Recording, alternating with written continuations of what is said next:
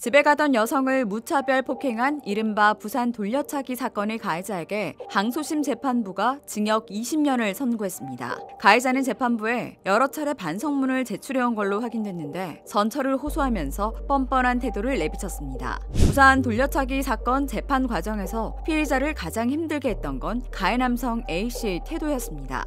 재판을 너무 많이 가봤는데 이렇게 반성 안 하는 피고인도 많이 못 봤거든요. 이런 태도는 1심 선고 전후 A씨가 재판부에 제출한 반성문에서도 여실히 드러납니다. 1심 선고를 석 달 앞둔 지난해 7월 살인 미수로 재판을 받아야 한다는 것이 너무나 큰 압박이라며 범죄자이면서도 한 부모의 자식이고 대한민국 국민이고 약자라며 선처를 호소했습니다. 한 달 뒤에는 소견서 한 장으로 장애 판정이라는 임상적 판단은 합리적이지 않다고 주장하며 피해자의 상태를 인정하지 않으려는 듯한 모습을 내비쳤는데요. 1심에서 12년형이 선고된 후 A씨는 더욱더 변명에 치중합니다. 피해자가 공개한 반성문에 따르면 가해자 A씨는 왜 저는 이리 많은 징역을 받아야 하는지 모르겠다며 지난해 5월 체포된 직후 경찰에서 중상해 혐의를 적용했는데 검찰에서 살인 미수로 혐의가 바뀐 것에 대해 불만을 드러냈습니다. 선고 2달 뒤 반성문에서는 1심에서 자신에 대한 살인 미수 형량 12년은 너무하다며 피해자는 회복되고 있고 너무나 말도 글도 잘 쓰고 있다며 오히려 피해자를 비난하는 태도를 보였습니다.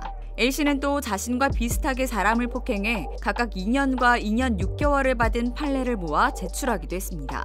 자기 책임에 대한 회피가 정확하게 나오는 거잖아요. 자기의 형을 낮추기 위한 형식적인 요건, 오히려 자기의 범죄에 대한 경중을 전혀 모르고 피해자는 A씨 반성문을 읽을 때마다 가슴이 무너져 내린다며 재판부가 반성문만으로 감형해서는 안 된다는 청원을 올리기도 했습니다. 한편 지난 12일 항소심에서 재판부는 강간 살인 미수 혐의를 인정해 A씨에게 징역 20년을 선고했습니다. 재판부는 피고인의 범죄 행위는 단순한 폭행이 아니라 복도 구석에서 성폭행을 하기 위한 고의적 폭행으로 판단된다면서 피해자를 성적 욕구 해소를 위한 수단으로 취급했고 반성과 사죄도 없이 법을 준수하려는 의지가 있는지조차 의문이 든다고 밝혔습니다.